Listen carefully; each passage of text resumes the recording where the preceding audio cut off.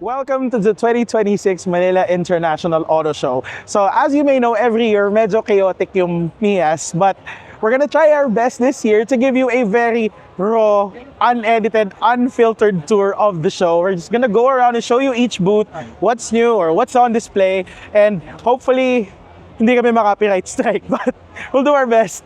Let's go. So, dito tayo magsisimula. This is the BYD booth. Of course, sobrang dami naka-display dito sa BYD booth, and if you're in the market for a new car, you're probably looking for something electric, and you're probably looking at an electric vehicle. And of course, BYD is one of the biggest EV brands right now, both hybrid and EVs. And right now, they have on display the upcoming full EVs. This is the Sea Lion 7 and the Atto 2. Actually, medyo nabawasan na ng tao. Hello, Uzi. This is Uzi from MG.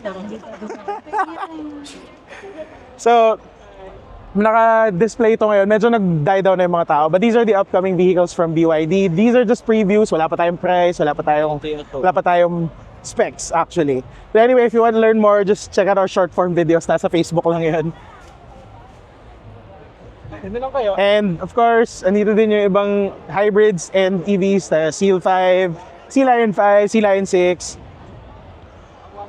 You all know what that is. If you're looking at a BYD, familiar kayo dito. It's actually one of the biggest booths this year. Unsurprisingly, one of the biggest and one of the busiest. Beside the BYD booth, we have the Denza booth. So, this is the more premium brand under BYD, and they have here previewed the Z9 GT Performance Fastback Hatchback Sedan, and these two we've seen before. This is the B8 and the D9, and if I'm not mistaken, they should also have the B5 available here. That's another SUV. Anyway, dito naman tayo. Here is another AC mobility brand. This is Kia, and it's actually quite exciting this year. They have launched a new electric vehicle. This is the EV5, yung smaller sibling of the EV9. It's on display here. You can check it out. It's already in the market. Starts at 2.298 million. Higher variant stickers for 2,698,000. Tama? Yeah, that's correct. Before we move on there, pakita ko lang to. This one is the Auto Plus booth. Our friends from Auto Plus. They have their builds here. Prado, GR Corolla, GR Supra, the M2, some of the BMWs on the other side. So it's also worth checking out. If you like performance cars, if you like building project cars, Auto Plus knows their stuff. Let's move on here.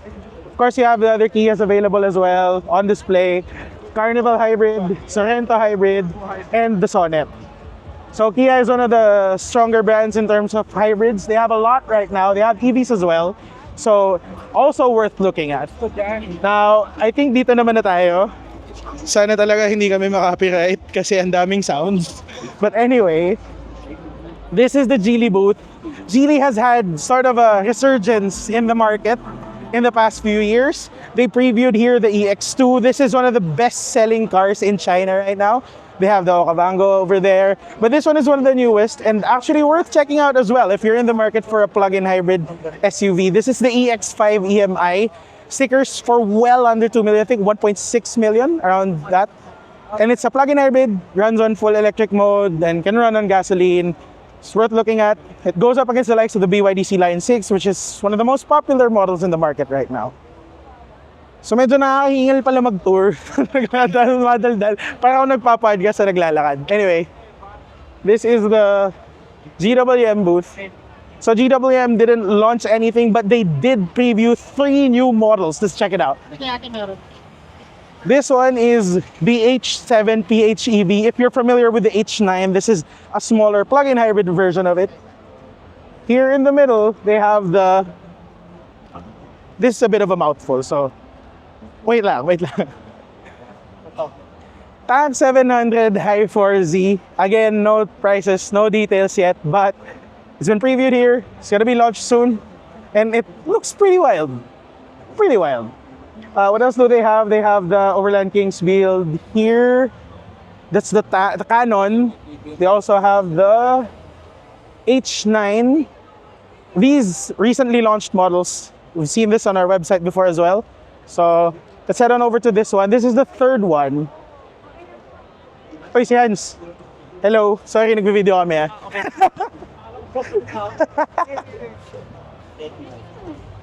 This one, Aura 5.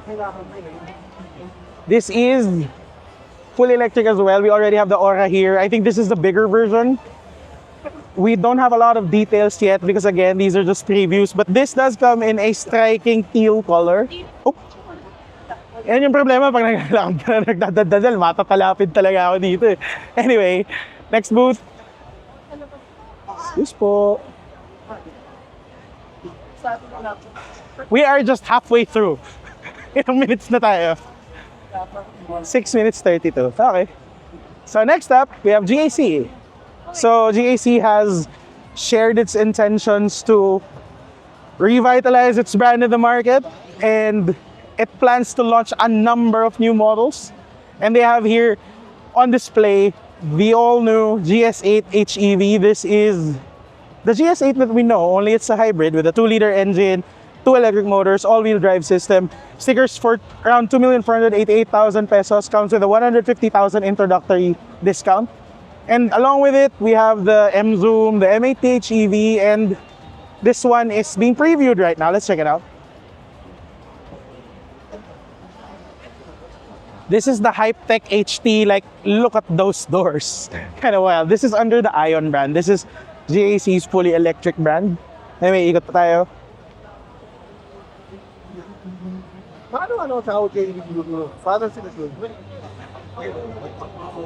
This is another one that they previewed this year. This is the E8, so it's a hybrid MPV. It comes with seven-seater configuration, if I'm not mistaken. Yes, or 6. Captain seats in the second row. No details, no pricing just yet, but yes, something worth checking out. Anyway, may nakalimutan kaming isa. Gulo. Dito tayo. So, medyo mahirap yung layout kasi hindi pala siya blocks na 1, 2, 3, 4. Medyo magulo. But anyway, this is the Jatour booth. And yung pinakamalaking... Hi, Jos. Hi. So, this is one of the models that they have launched this year. This is the model they've launched. This is the G700. It's a 4.5 million peso plug-in hybrid electric SUV. Comes with comes with 900 horsepower, 1,135 Newton meters of torque, all-wheel drive, plush interior, active noise reduction inside the cabin, ADAS features, you name it. It's a very, very plush SUV. This one comes in a nice white finish, so that's actually pretty cool. Anyway, tapos na tayo dyan. We can finally move on to the other row. Hi, Kaya! Hi, Alex! Banawi boy!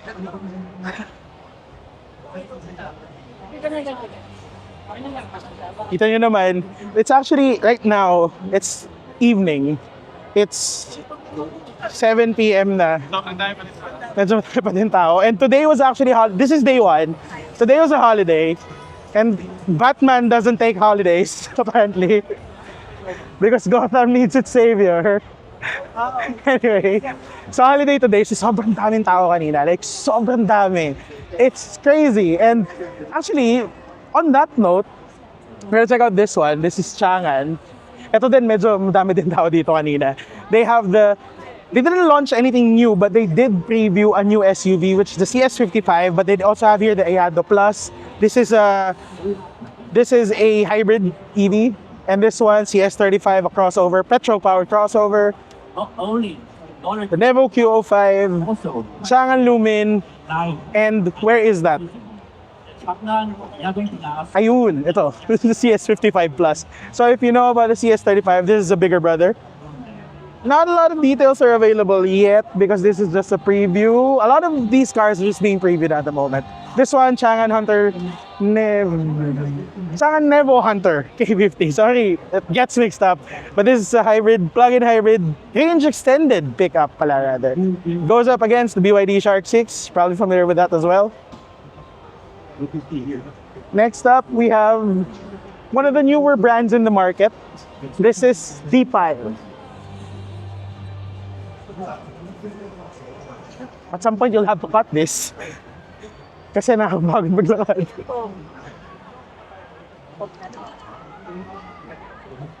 Pag naririnig niyo ako humihingal sa video, sorry. Ayan. So this is one of the newer Chinese brands in the market. This is Deepal. They have a lot of models on display here. This is the SO5. We have a more rugged looking G318, G318 SUV. Actually, ang daming tao eh. They're just checking out these EVs. A lot of people are just panic buying EVs and hybrids now. Sorry po. I'm so sorry. Yeah, kasi.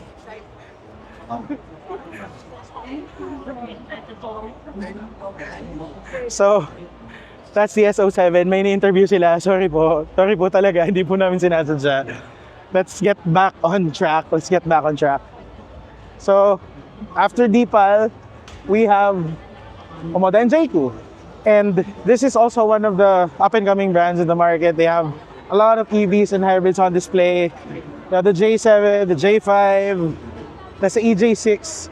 You've probably been starting to see a lot of these cars on the road right now. These are hybrids and EVs and worth checking out as well if you're in the market for a new car. Medyo magulo. May mga brands talagang pinagkakaguluhan eh. But anyway, next up, dun tayo. Hindi ko na alam kung medyo nalito na ako dun sa orientation, but what the heck? Let's go. Sorry, Jos. Okay, so ito medyo dinumog din to kanina. This is Net Auto's display. They have a few brands here, and this one, first up, is Best Tune. They have the Pony. This is a very small EV, and it's no wonder na dinudumog siya kasi it's affordable, it's small, it's compact. It's an ideal daily driver in the city. They also have this. They have a little workhorse. And let's move on to the next one. They also have this. This actually is being used as a taxi in some places, if I'm not mistaken. And like, look, sliding doors in the second row. That's actually not bad. Anyway, next.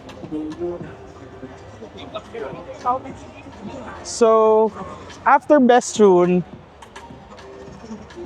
they also have Aito, formerly Ceres. That's why Ceres 5, Saker Falcon. They're now Aito. And these are some of their cars. This is the Aito 5 now, and this is the E5. This we haven't tried out yet. That one we have. That's the M9 and the M7. Stupidly tech-loaded cars. Insane. And if it's the premium segment you're looking at, if you want a plush, full EV, a range extended EV rather, that's worth checking out as well. It parks itself. Check out the content on her social media channels. It parks itself and quite fast. So it's pretty cool to check out. Okay, so ito, this is also a new brand. This is 212. So they have these Jimny looking SUVs on display here. Unfortunately, I'm not very well versed in this brand. Kasi nga bago. But that's the reality of it. Ganun talaga. But let's take a very quick look. Since nandito na rin naman tayo, let's just take a quick look at the interior. So there you go. It's as rugged on the inside as it is on the outside.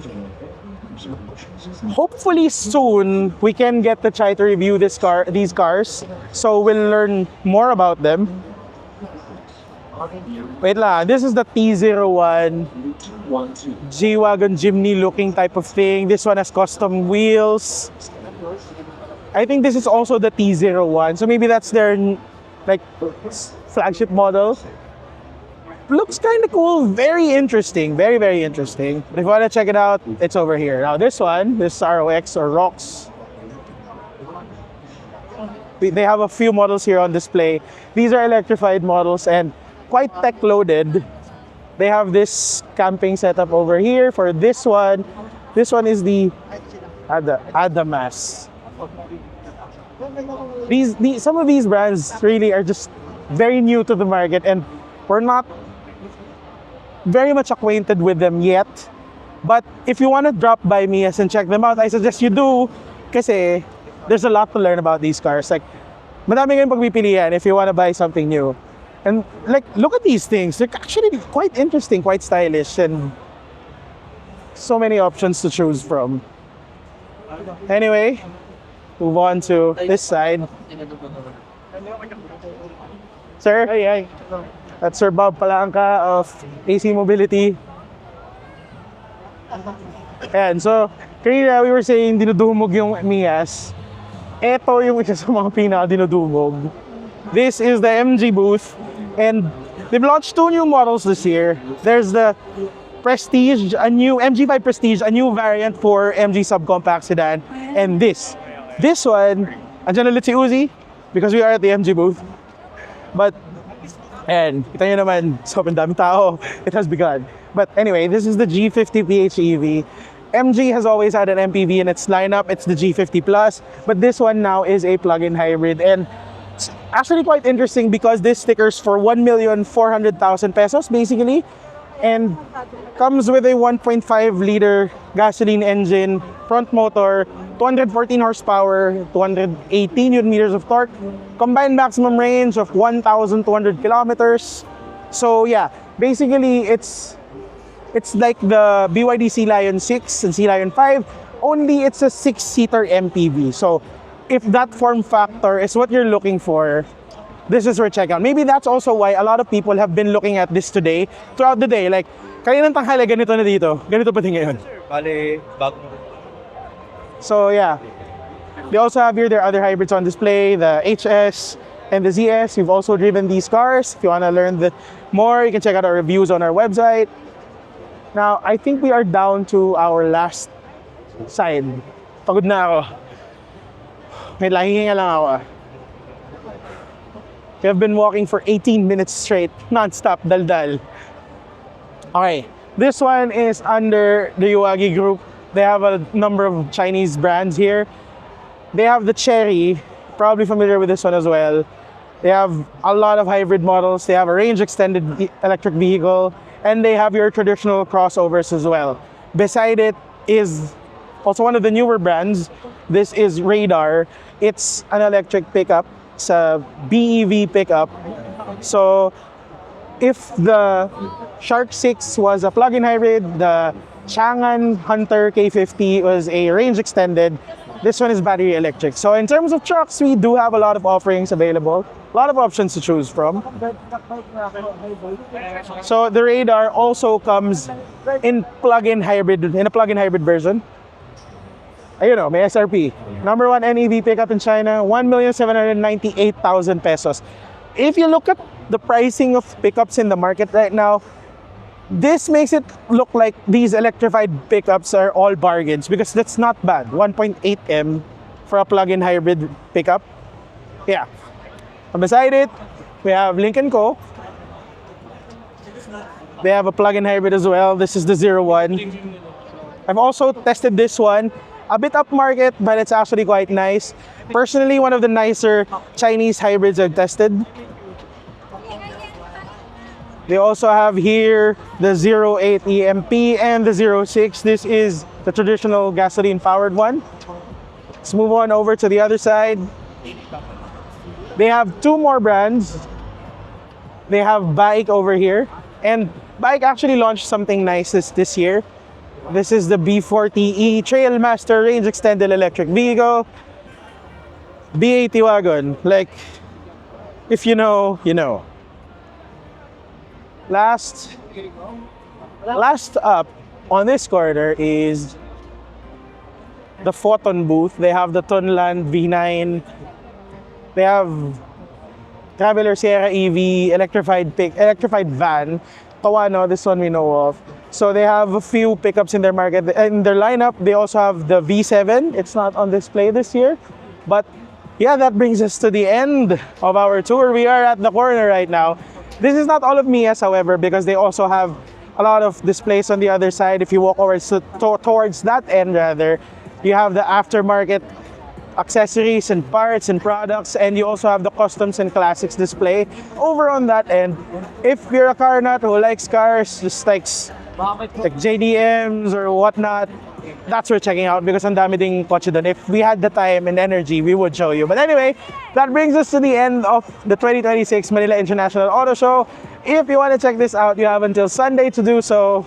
Just swing on by, and after you do so, share your experience in the comment section. We'd love to hear what you guys think. So until next year, this has been Leander Gasha for Top Gear Philippines, and I'll see you in the next PS. Sila, ate?